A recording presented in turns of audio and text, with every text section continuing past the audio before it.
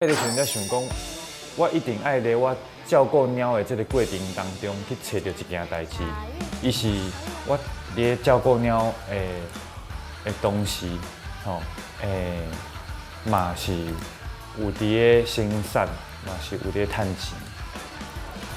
您敢知影猫仔会晓斗种菜？卖菜收入，互一定照顾流浪猫的少年人，会当有动力继续打拼，解决都市内底流浪动物的问题。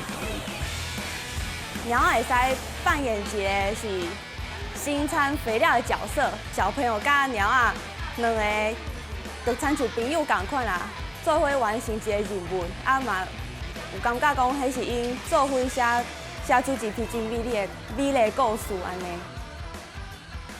因为青春，所以有梦。